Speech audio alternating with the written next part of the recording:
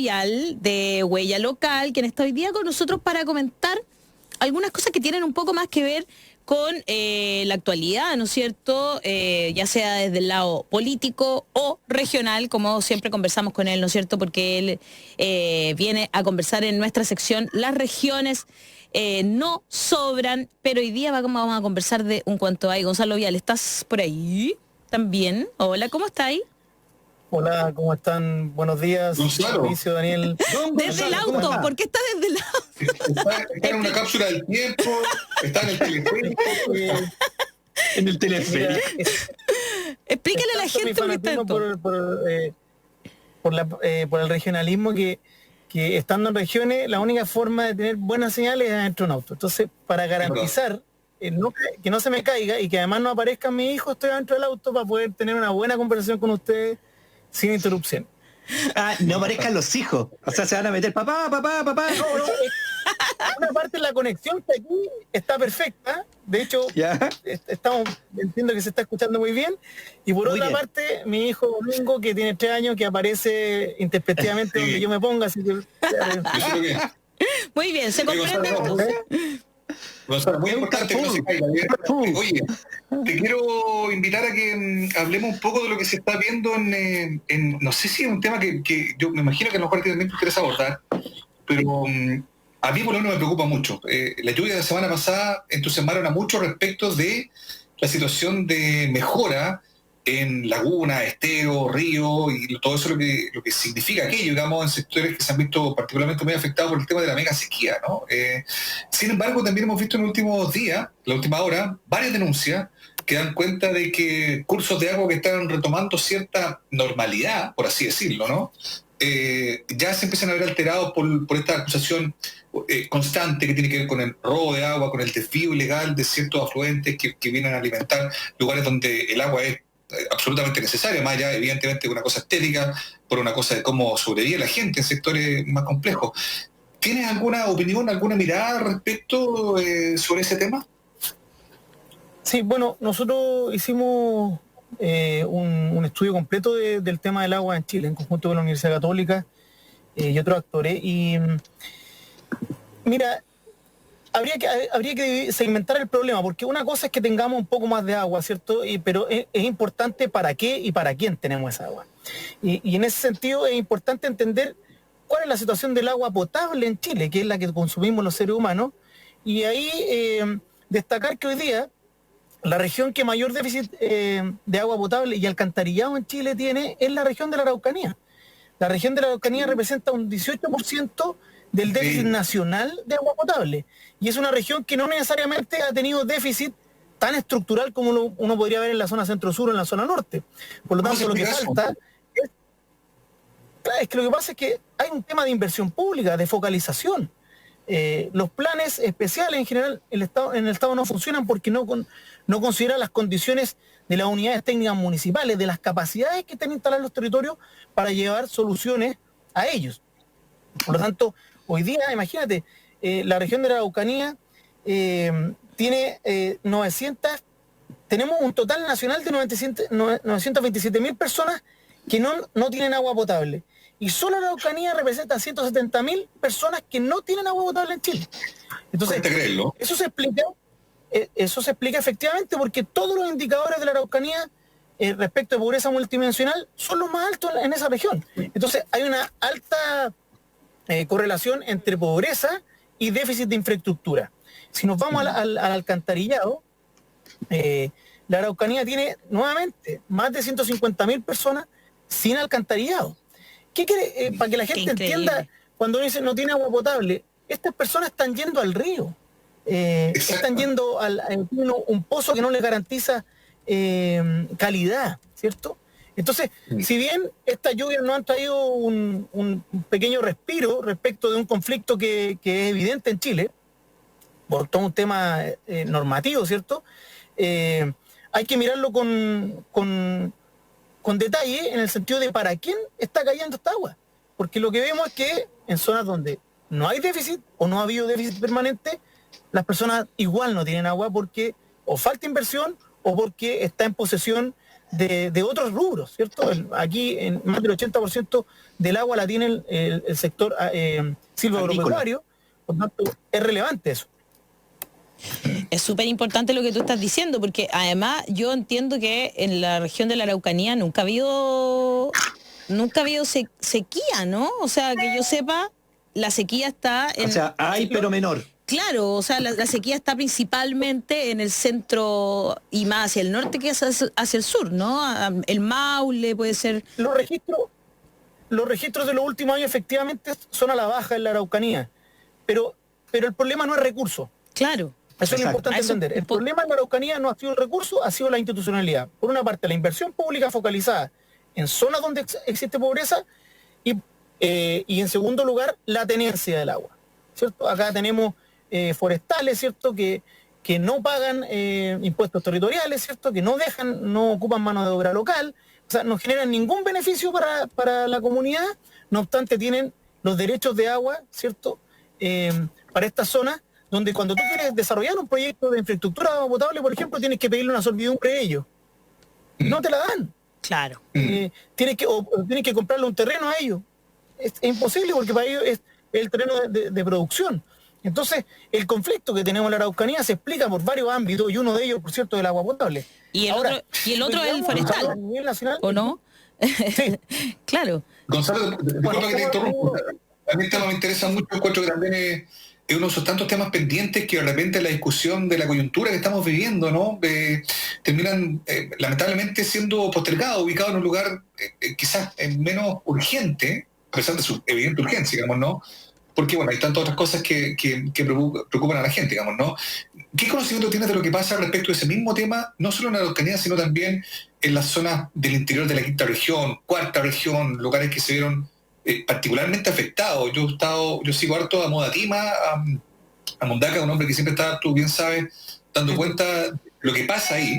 Y por ejemplo, ya ayer vi que estaban con una preocupación porque el río Oligua, por ejemplo, o el río Petorca, que estaban alcanzando un caudal que no se les veía hace mucho tiempo, ya estaban viendo cierta merma en el volumen de agua, alimentando la idea y las denuncias que ellos han hecho muchas veces respecto del desvío de esa agua. No sé, tú tienes el detalle en particular, digamos, ¿no? Pero la situación en esos sectores también creo que es muy importante poder manejarla de acuerdo a los antecedentes que tienen ustedes. Sí, bueno, tenemos un problema en varios ámbitos. Uno es territorialmente el problema es distinto, claramente hay déficit en algunas partes, en otras partes de inversión, en otras partes gestión del recurso. Lo que vemos en esta zona es un déficit asociado a la gestión del recurso por tenencia de derecho. En el fondo, como no hay garantías constitucionales que te permitan, no obstante ser estar catalogado como un derecho humano, que te permitan decir, no, acá vamos a dar una cuota de garantía para que la comunidad tenga su suministro. Entonces lo que vemos es que efectivamente, por eso la preocupación que te mencionaba anteriormente, ¿para quién está cayendo esta agua? Claramente en este caso para quienes tienen derechos de agua asociados. Otra cosa relevante en términos de la institucionalidad, es bueno que la gente sepa, porque nos han dicho permanentemente en Chile que tenemos más o menos 99% de cobertura en la zona urbana, ¿cierto? Que el problema es solamente rural. Claro. Pero hay un dato relevante del estudio que nosotros hicimos, que es que el 55% de los territorios que tienen un instrumento de planificación territorial, es decir, que el Ministerio de Vivienda dice que es urbano, no están concesionados, puesto que no es un negocio. Y esta zona, ¿qué quiere decir? Que la comunidad se ha organizado para tener un comité de agua potable rural y se autoabastece de agua potable. Con autofinanciamiento, sin tener margen para hacer inversiones en mejoramiento, ni tampoco ampliaciones, con baja capacidad profesional y con pozos que el Estado ejecuta, que deberían secarse a lo más en 20 años, que en 5 años ya están secos por efectos de los derechos que tienen los otros usos, que no son humanos, ¿cierto? Que son productivos en general. Entonces, tenemos un problema también con cómo está concesionada el servicio de agua potable en Chile, que donde no es negocio las empresas no se interesan, entonces la gestión es de cada una de las personas. Entonces lo que nosotros tenemos en la zona urbana es que uno va a la llave y abre y paga después una cuenta, y eso lo da por naturalizado, igual que tirar la cadena. Eso en muchas comunas del país no es así. Y mire, para que ustedes vean la cifra, estamos hablando de 3.000 comités de APR. en Chile. ¿Qué? Es una cantidad enorme de comunidades que se tienen que autoorganizar. ¿Se quedó pegado Gonzalo? Nosotros. Se cayó el teleférico. Se cayó el teleférico. Efectivamente. Mientras él estaba hablando. Déjame. Tú ahí sabes, sí, pues es un tema que a ti te apasiona. Sí, yo algo conozco el tema. Los APR son proyectos de agua potable rural. Exacto. Y eso, todos esos comités de APR que pueden pedirle plata a los fondos, por ejemplo, los fondos de FNDR, ¿no? Fondos de regionales, claro. Pero son, por lo que menciona Gonzalo, hay un déficit en la infraestructura del Estado que hace que la gente tenga que pedir fondos de agua potable rural para tener su propio sistema. Y tienen sus comités, y tienen presidente, y administran, y hacen o hacen pozo, y además hacen esas estructuras hacia arriba, etcétera, todo eso. Y eso es porque no hay una infraestructura. Y como el agua es un negocio, lo decía muy bien Gonzalo, si ahí hay 20 familias y no me sale a renta a mí, no me sale a cuenta, yo como empresa de agua potable no me meto en ese sector. Por lo tanto, como no me meto en ese sector, lo dejo abandonado. Y entonces ese sector no, pero voy a decirte un ejemplo. Ese sector con 20 familias que no es negocio, va y le dice a la empresa, tráigame agua a usted. Ah, no, yo le pongo, pero mire, falta esta plata, págueme esto, y ahí yo le llevo el agua. Yo se lo hago, si no tengo ningún problema. Pero usted tiene que pagar tanta plata para que yo llegue con la infraestructura para allá. Eso me pasó a mí, o sea, no estoy contando. Entonces, como no hay esa cantidad de plata, la gente en el campo no tiene esa cantidad de plata que te pide la empresa de agua potable para que llegue a ese lugar, se hacen estos comités de agua potable rural. Pero también tienes que postular a los FNDR, ¿cierto? Ahora llegó Gonzalo, que ahora no sé que me ratifique o que me... Pero solo para decir que, me corrija, por plata favor. Es la plata que sacaron del FNDR para entregar las cajas, ¿o no? Porque era ese... Tú tenías que postular a ese 6%, que ahora es un 1%, o me equivoco, de esos fondos. 5% se fue a las cajas, 1% quedó... Me disculpan, me caí igual, ¿ven? Se dan cuenta que de repente no hay cómo. No te preocupes. Pero aquí estoy de vuelta, no sé hasta dónde llegué, pero le estaba enfáticamente diciendo que hay un problema de gestión asociada a la tenencia de agua tremendo. Y hay otro tema que es importante relevar, que es cuánto demora un proyecto en ejecutarse en Chile de agua potable, de un derecho. El promedio de un proyecto de APR demora 5 años desde que se inicia su tramitación. ¿Por qué? Lo que te decía la Alejandra es que esos proyectos son a través de los fondos de desarrollo regional, muchas veces. Eso quería decir. A eso iba. Plata que fue gastada. Puede ser invertido por MOP. Claro, eso puede ser invertido por MOP o por el gobierno regional. ¿Ya?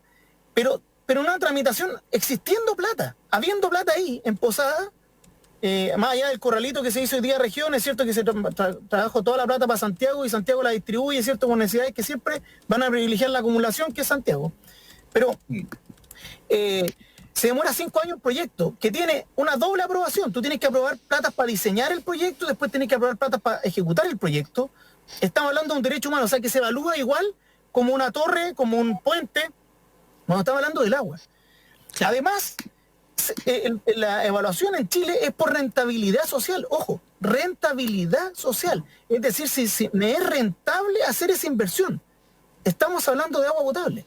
Entonces, el Estado tiene un tratamiento del agua, no solamente que está en posesión de privado, que está privatizada en Chile, sistema único en el mundo, sino que además la tramitación para invertir demora en promedio 5 años, con doble tramitación y con una evaluación que se llama de rentabilidad social. En el fondo tiene que ser justificado que una persona tenga agua. Tiene que ser justificado por densidad, por número de personas. Tiene que ser rentable para el Estado invertir ahí. Entonces, es realmente impresentable cómo hoy día gestionamos el recurso y cómo priorizamos, ¿cierto?, la inversión de agua potable en Chile.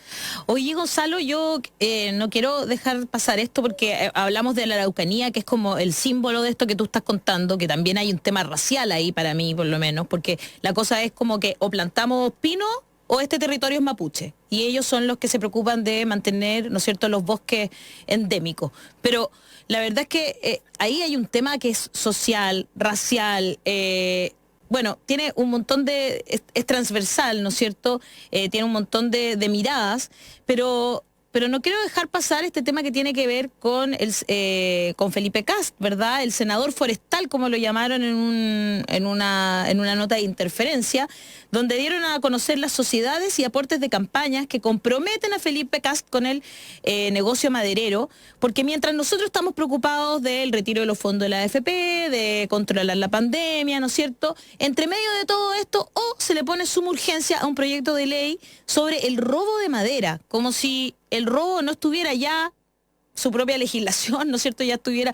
Y aquí, según lo que da cuenta Interferencia, ¿no es cierto?, el senador Kast, que es el que le pone la urgencia a este proyecto del robo de madera, ¿no es cierto?, tiene intereses creados, según este artículo, que él niega, pero diciendo que no lo llamaron por teléfono, unos detalles que son bien absurdos. En realidad, en WhatsApp se publicaron los mensajes que le llegaron a su periodista, ¿verdad?, etcétera. Así que eso queda descartado, pero no niega que él tenga negocio en la Araucanía. ¿Cómo ves tú esto que está pasando entre las forestales, el agua, la comunidad mapuche, la violencia que hay en la Araucanía y tener senadores como esto, con ese conflicto de interés? Esto se puede abordar desde el punto de vista de la historia que cuenta Interferencia y de lo que uno ha vivido. Yo trabajé en la comuna de Peyúgue, en un plan de reconstrucción, trabajé en la región del Maule y es conocida las inversiones de la familia Kast en Chanco, al alero de una ley que está creada en el gobierno que ellos mismos dirigían en ese minuto. O sea, el gran Miguel Kast, ¿cierto?, el creador de Odepa y todo eso que te venden, es un tipo que mientras estaba en distintos cargos públicos, como la presidencia del Banco Central, ¿cierto?, Odepa hoy día, en el Ministerio de Planificación, hoy día Mideso, ellos estaban invirtiendo por otra parte con fondos públicos. Eso es el saqueo del Estado que se produjo en dictadura, ¿cierto?, y que claramente le afecta hoy día al senador que hace una tramitación de un proyecto de ley sin escuchar a la ciudadanía. Lamentablemente la promesa de una derecha razonable, ¿cierto?, que entiende la participación ciudadana como un proceso también vinculante, que era lo que suponía representar Evópolis. Para mí, la verdad es que no me llama para nada la atención. Yo conozco bien la historia del tema de campamento, ustedes me han visto hablar, y el senador Kast salta al Ministerio de Desarrollo Social como encargado del de campamento. Él dice que fue encargado de la reconstrucción, nunca fue encargado de la reconstrucción. Pasa a ver el tema de campamento y los campamentos de las políticas públicas que generó el señor Kast, que fueron en general subsidios de arriendo. Los campamentos han ido aumentando. Entonces, sí, cuando vemos un senador que también se opone al prenatal, postnatal de emergencia, de emergencia, y después están los niños primero. Entonces hay una serie de discursos finalmente que se quedan en una retórica que la encuentro lamentable, pero que a mí la verdad que no me extraña. Los financiamientos de su campaña son claros, pero hay un tema que quizás es peor aún, porque eso está normado por ley. Él, cuando estaba a cargo del programa Aldea de Campamento, el tema más relevante en términos de pobreza en Chile, arma un partido político. Tenía tiempo para estar a cargo de la Aldea de Campamentos de Chile, pero arma un partido político siendo delegado presidencial de Aldea de Campamento. En paralelo aparece con Evópolis. Entonces, sí, es verdad. Yo de verdad me había olvidado eso. Lamento que estemos en una situación como esta. Me parece que seguir tratando un problema político en la Araucanía como un problema terrorista, me parece que es un discurso añejo que nosotros todos tenemos que sacarnos de la cabeza, porque nos han metido esta idea de que ahí hay gente belicosa, pero la verdad es que en el actuar cotidiano, yo estaba en comunidades mapuche, uno ve que hay paz dentro de esas comunidades. Lo que pasa es que tienen una forma de organización que nuestro sistema le quiere imponer distinta y que finalmente ellos han resistido. Que tiene que ver con una cosmovisión diferente, ¿no? Es como bien profundo al final. Tiene que ver con una organización distinta. Claro. Yo escuché a un profesor de la Universidad de Concepción que hablaba de que, bueno, la institucionalidad chilena tiene al alcalde como el principal líder de una comunidad. Ellos tienen al lonco, pero nosotros le impusimos en la Junta de Vecinos, le estamos imponiendo al alcalde, le estamos poniendo toda una lógica estatal que no es necesariamente la de ellos. Los programas de fomento productivo de la Araucanía en general son entregar tierra con títulos individuales, y ellos tienen una forma colectiva de organización. Entonces, es una majadería que ya tiene 500 años y que yo creo que es el momento de salir de la prehistoria. Yo creo que el senador Buenchumilla ha hecho un trabajo tremendo, ¿cierto? Para poner el tema como un tema político, ¿cierto? Sí. Pero bueno, ahí están las expresiones también del centralismo, porque el senador Buenchumilla, cuando le hace una propuesta a la administración anterior de un plan Araucanía, al otro día fue removido. Sí, y le pusieron otro intendente que fue llevado desde Santiago, ¿es cierto? Para que en el fondo llevar el poder de Santiago a la Araucanía y no generar esta situación política. Ya sabemos cómo le fue. Así. Ya sabemos cómo le fue en ese momento. Oye, Gonzalo. ¿Voy a hacer un comentario? Dígame. ¿Reservamos comentarios? ¿Puedo hacer? Mira, respecto a este tema de la AFP y el retiro, quería decir algo importante. A mí me parece que el Ministerio de Hacienda necesita trabajadores sociales, sociólogos, antropólogos, que logren hacer entender qué significa para la clase media chilena la deuda. Sí. Porque independiente de las garantías que existan hoy día, independiente de la tasa cero, que no es cero porque te prestan en UF y a nadie le ajustan el sueldo en Chile por UF, pero ya, supongamos un préstamo a tasa cero, te conviene mucho, la gente dice, prefiero hipotecar mi futuro a seguir teniendo una deuda. ¿Y cómo no entender eso sociológicamente, independiente de las garantías que tenga? Si yo creo que le hace falta al Ministerio de Hacienda tener trabajadores sociales que le piquen, a ver, espérate un poquito, estos son los niveles de deuda que tiene, la gente está comprando en el líder el pan con tarjeta de crédito. ¿Ah? Entonces, por favor, traduzcamos lo que significa esto para las ciudadanía, independiente de la garantía. Yo comparto que con tú Gonzalo. estás teniendo... No, sí, Gonzalo, yo creo que tú estás teniendo una buena fe que no es tal. Perdona que sea tan duro, yo creo que tú tienes buena fe. Tú crees que en fondo es falta de conocimiento, es falta de no entender la realidad. Yo creo que derechamente no hay intención. O sea, ponerle sociólogos y asistentes sociales los va a hacer reflexionar. Yo creo que no quieren reflexionar. Yo no quieren salirse de su propio esquema económico, ¿me entiendes? Ellos tienen un planteamiento en la cabeza que... Una cosa ideológica, una cosa ideológica. Entonces, yo estoy de acuerdo. Si hubiera buena fe, metiéndole 5 sociólogos, antropólogos y asistentes sociales, lo harías cambiar, porque les harían ver la realidad, el barro del piso, ¿me explico? Pero acá no hay intención, es una cuestión ideológica. No hay una cuestión de fondo que quieran entender cómo piensa la ciudadanía. Y esto está del 18 de octubre para adelante, pues, Gonzalo. O sea, no es solamente este último de la pandemia, ¿no? Entonces, y de antes también, o sea, el 18 de octubre se desencadenó, pero de antes también. O sea, entonces claro, yo celebro tu buena fe, pero creo que realmente no hay una voluntad de querer entender cómo piensa el clase media que está absolutamente endeudado. Aquel, como nos decía Hassan Akran recién, 1 de cada 4 de esos endeudados está moroso, o sea, le pueden llegar a embargar sus cosas apenas se termina la pandemia, porque ahora, gracias a Dios, los receptores judiciales están, como son puestos casi vitalicios, están guardaditos los receptores, pero pueden llegar a embargarle en cualquier momento, ¿me entiendes? Entonces, eso es lo que uno se preocupa. Eso es lo que a uno le quería decir Mauricio.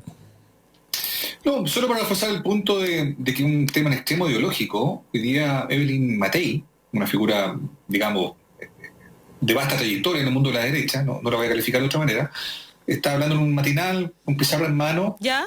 Y básicamente dice que la posibilidad del retiro de 10% de las cotizaciones haría que el país se incendie. ¿Qué? Tú te enfrentas como a ese tipo de... ¿Y por qué dice eso? Pizarra en mano. ¿Cuál sería su explicación en la pizarra? Porque como dijo Hassan, yo hice el ejercicio. Tuve la suerte de verla, lo perdí. Claro. Pero no tuve la suerte. Oye, pero yo de verdad hice el ejercicio. Hice el ejercicio de ver qué pasaba si yo retiraba el 10% de los fondos de mi AFP. Y sí, lo que pasa es que no es un tema de eso. Es que no es un tema de eso, Alejandro. ¿Qué va a pasar? ¿Por qué se va a incendiar el país? No entiendo. Ahora, hablemos de 4, por favor. Pero vamos a hablar del punto. Sí.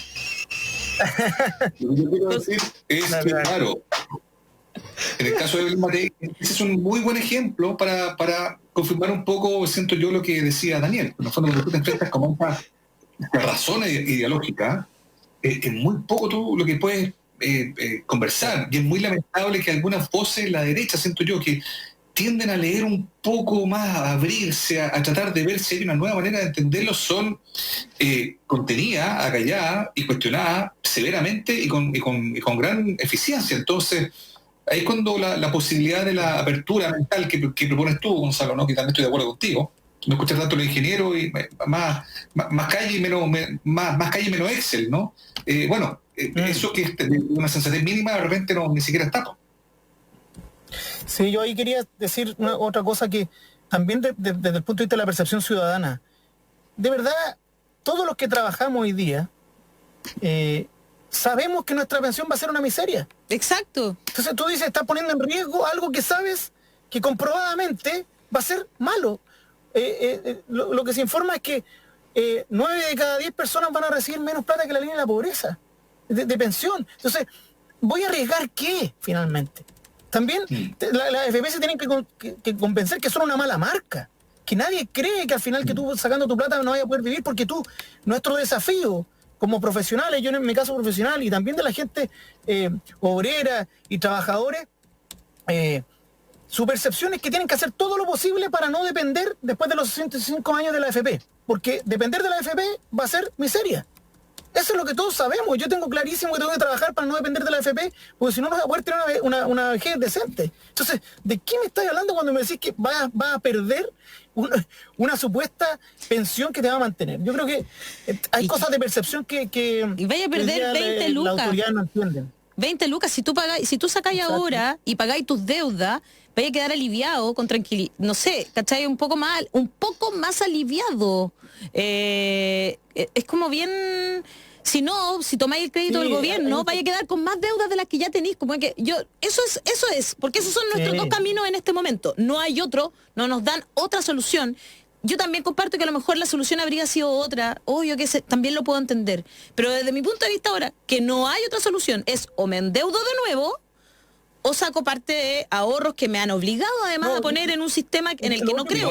Entonces es como... Alejandra, igual ahí yo vuelvo solo que hablamos con Hassan, yo no sé qué piensa ahí Gonzalo, pero es impopular decirlo, sobre todo en este contexto y en este lugar, pero yo encuentro que la idea, así como conceptualmente la idea de sacar plata a tu ahorro para tener liquidez hoy día es una mala idea.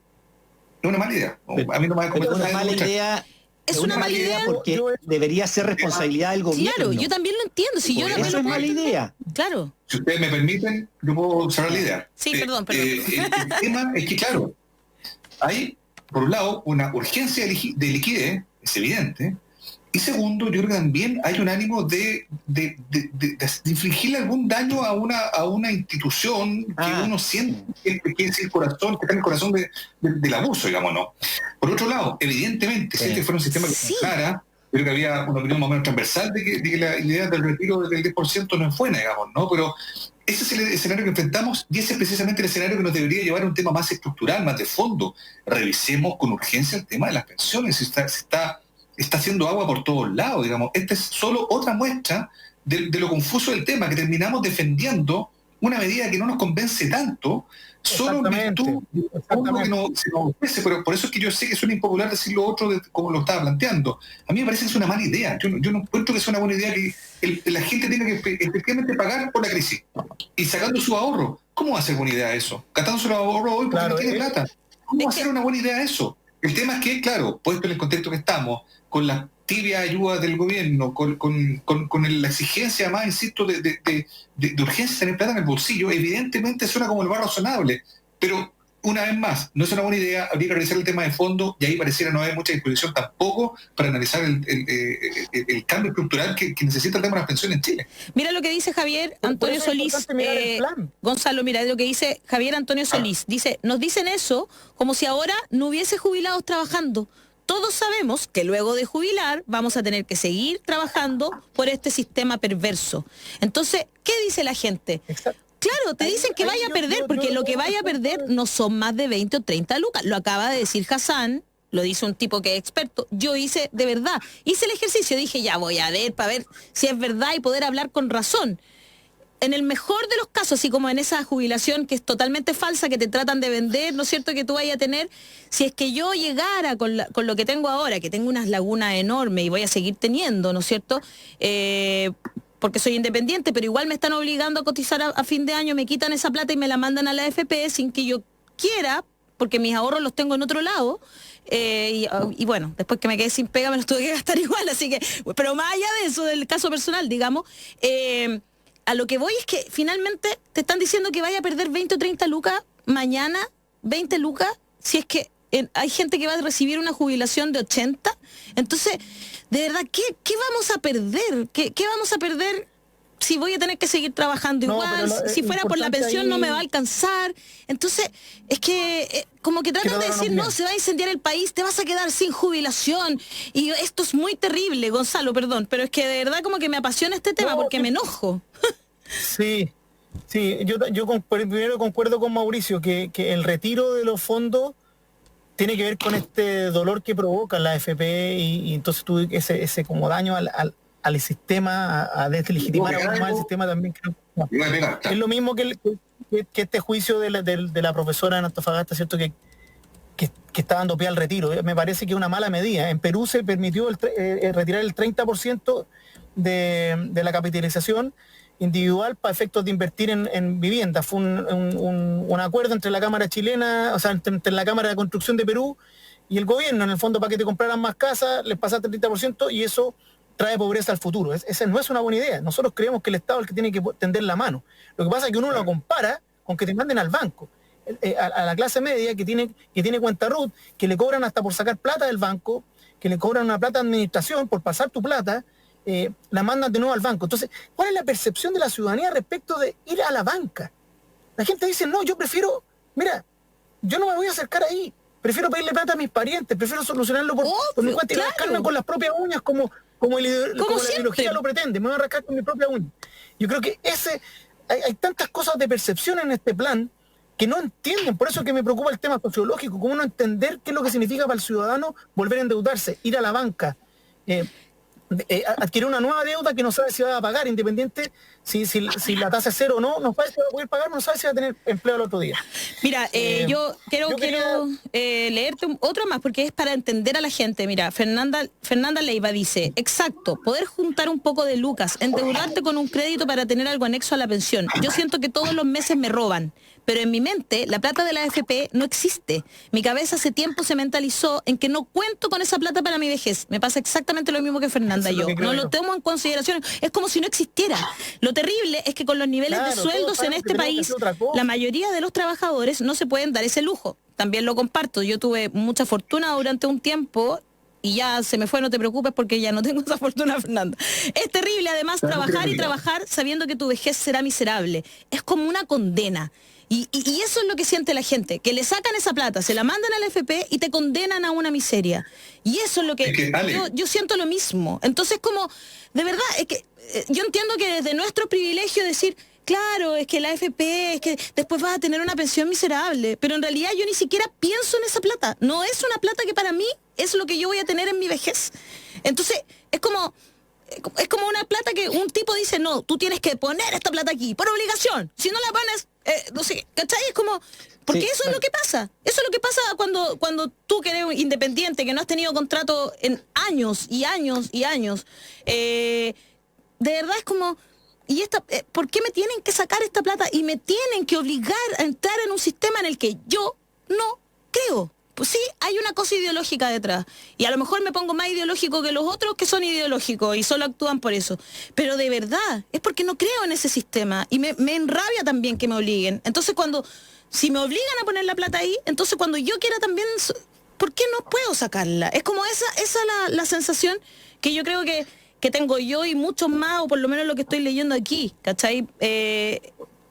Si el Estado me estuviera ayudando y me dijera, sí, sabes que si te quedas sin trabajo mañana te vas a sentir tranquila, no te van a quitar tu casa, no te van a, ¿no es cierto?, dejar en la calle, te van a dar buena salud, si tienes COVID te van a hacer gratis el examen, no sé, desde cosas tan básicas como esas, bueno, ¿no es cierto? Eso yo creo que en estos momentos nadie lo siente. Es importante al entender que gran parte del problema del 18 de octubre fueron el tema de las pensiones. Y es como la clase política no ha sido capaz de responder a los requerimientos ciudadanos. Si tú tuviste más de 1 millón de personas marchando para que se acabara la AFP y después generar un sistema que solo la incentiva, ¿cierto? como moneda de cambio, en el fondo ahí está el estallido social. Y por eso es tan importante la renovación de la política, todo lo que hemos visto en términos de las rebajas, de este veto que no se produjo, ¿cierto? Y que van a permitir darle aire a los partidos políticos, porque tenemos un problema de representación que hace que las cosas no cambien. Eso es lo que yo creo que ha pasado en este último tiempo, porque creo que las demandas ciudadanas están más o menos claras, y una de ellas claramente es pensiones. Y yo creo que tenemos que basar el debate en el sistema de pensiones, no en la AFP, porque hoy día tenemos un sistema de administración de fondos de pensión, pero no tenemos un sistema de pensiones que garantice una calidad de vida digna después de jubilar. Esa es la discusión de fondo. Bueno, eso es lo que nos estaba contando Hassan también, que fue a hacer al Congreso, y esperamos que se siga esta discusión. Bueno, hoy día está en vivo y en directo, estamos viendo de hecho en un recuadro a los diputados que están en estos momentos discutiendo sobre esta reforma constitucional que permitiría eventualmente, ¿no es cierto?, poder sacar hasta el 10% de tus ahorros en las AFP. Así que lo vamos a mantener ahí en este recuadro por si pasa algo importante, poder ir rápidamente, pero por eso se ha tomado la discusión de esta mañana, ¿no? Por eso lo conversamos con Hassan, ahora terminamos con eso con Gonzalo, y ahora vamos a ir con Patricio Herman, a quien también llamamos por otra razón, Gonzalo Vial, de Huella Local, la Fundación Huella Local. Un abrazo muy grande para ti, Gonzalo. Gracias por estar con nosotros. Y vamos a conversar con don Patricio Herman.